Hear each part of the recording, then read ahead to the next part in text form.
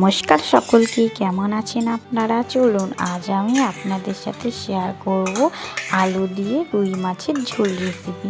চলুন তবে রেসিপিটি দেখে নিন। প্রথমেই লবণ হলুদ দিয়ে মাছগুলি ভালো করে মাখিয়ে নিয়ে তেল গরম হয়ে আসলে একে একে মাছগুলি দিয়ে দিতে হবে। দেখুন মা সব মাছগুলো দিয়ে দিল, আর কিছু বাকি আছে এর পরের বার দিবে, তাই প্রথমবারে দিয়ে দিল মাছগুলো।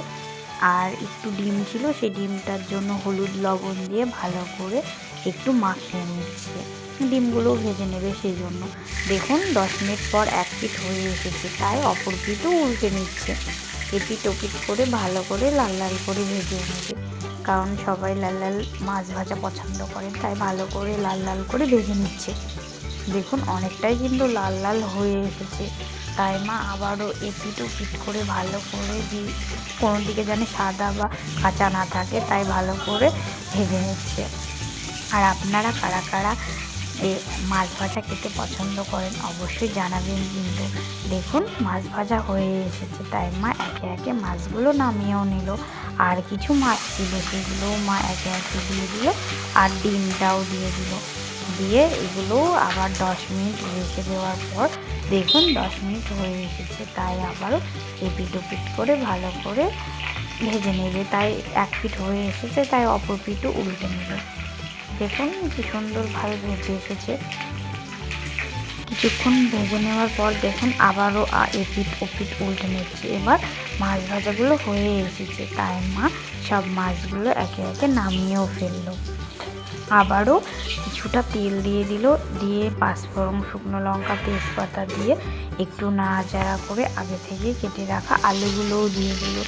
দিয়ে নাড়াচাড়া করে লাল লাল করে এবার ভেজে নেবে আলুগুলো, কারণ অনেকটাই লাল লাল করে ভেজে নিলে মাছের ঝোল খেতেও খুব সুন্দর লাগে। দেখুন ভালো করে লাল লাল করে ভেজে নিচ্ছে, অনেকটাই লাল লাল হয়ে এসেছে কিন্তু।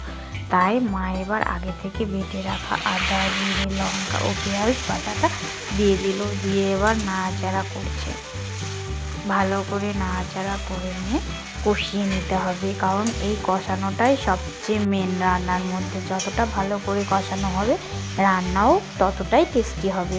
দেখুন নাড়াচাড়া করে ভালোভাবেই হয়ে এসেছে, আর কিছুক্ষণ বাকি, কারণ বলেছি তো যতক্ষণ না তেল ছেড়ে আসবে ততক্ষণ কষিয়ে যেতে হবে। তাই কিছুটা পরিমাণে এবার ভালো করেই কষিয়ে নেওয়া হয়েছে। এবার কিছুটা পরিমাণে জলও দিয়ে দিল। যতটা পরিমাণে জল প্রয়োজন, মানে ঝোল করবেন ততটা পরিমাণে দিয়ে দিবেন। দিয়ে একটু নাড়াচাড়া করে নিতে হবে, আর যাতে আলুটাও সেদ্ধ হয়ে আছে সেজন্য গ্যাসটি আস্তে দিয়ে কিছুক্ষণের জন্য ফুটতে দিতে রেখে দিয়েছিল। দেখুন আস্তে আস্তে ফুটে এসেছে, আলুগুলো অনেকটা সেদ্ধ হয়ে এসেছে। তাই মা এবার আগে থেকে ভেজে রাখা এই মাছগুলি ওই ফুটন্ত ঝোলের মধ্যে দিয়ে দিচ্ছে। দেখুন সব মাছগুলি দিয়ে দিল, দিয়ে এবার নাড়াচাড়া করে নিচ্ছে যাতে মাছের মধ্যেও সব কিছু ঝোলটা ঢোকে। দিয়ে এবার নাড়াচাড়া করে আবারও গ্যাসটি একটু আস্তে দিয়ে দিচ্ছে, যাতে আস্তে আস্তে ভালোভাবে সব কিছু মিশিয়ে যায়। দেখুন অনেকটাই হয়ে এসেছে কিন্তু, তাই জন্য একটু রেখে দিবে গ্যাসে, দিয়ে নামিয়ে ফেলবে। তো বলুন আজকের এই রেসিপিটি আপনাদের কেমন লাগলো, আর ভালো লাগলে একটি লাইক ও কমেন্ট করবেন। আর চ্যানেলটা সাবস্ক্রাইব করা না থাকলে অবশ্যই সাবস্ক্রাইব করবেন। আর দেখুন মাছের ঝোল হয়ে এসেছে, আজকে কিন্তু খুব সুন্দর হয়েছিল মাছের ঝোলটা। আর কিছুটা পরিমাণে গরম মশলা বাটাও দিয়ে দিল। দিয়ে এবার নাড়াচাড়া করে এবার নামিয়েই নেবে।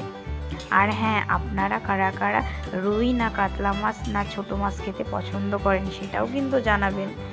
আর সকলে ভালো থাকবেন, সুস্থ থাকবেন। আবারও দেখা হবে নতুন কোনো রেসিপি নিয়ে।